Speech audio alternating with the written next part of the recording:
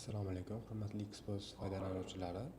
Bugun sizlar bilan qanaqa programmamizda o'zgarishlarni ko'rib chiqamiz.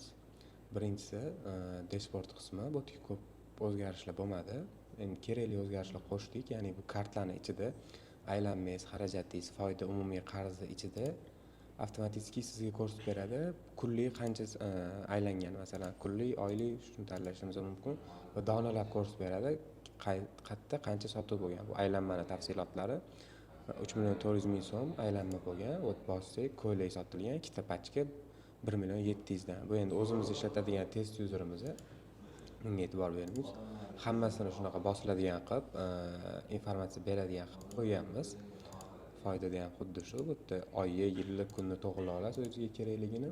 Xo'p, dashbord qismida o'zgarishimizni mana hozircha.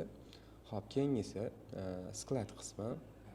Sklad qismida hozirda yangi qo'shilgan narsamizdan hozirda siz skladingizda qancha summali tovar turibdi. Bu yerda hozir mana 5 milliard 514 million 46 ming so'mlik tovarimizda turibdi.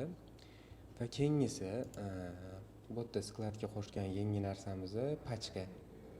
Hop, kiritayotganingizda agar tovaringiz sizda pachkada bo'ladigan bo'lsa, pachkasini tanlaysiz.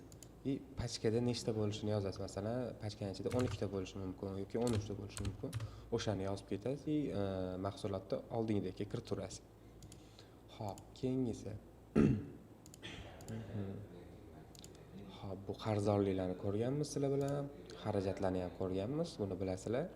Xarajatlar bu shu do'konda bo'layotgan xarajatlarni yozib ketsanglar bo'ladi va o'sha yerda botda ko'rinadi. Xarajatda qarzdorlik, qaysidir klientinglarning qarzdorligi bu yoqda ko'rinadi. Xo'p, hozir bizda shu yangi o'zgarishlarni kutib qolsanglar bo'ladi. Xudo xolisa bundan yaxshi o'zgarishlar chiqarmoqmiz. Sog' bo'linglar, salomat bo'linglar.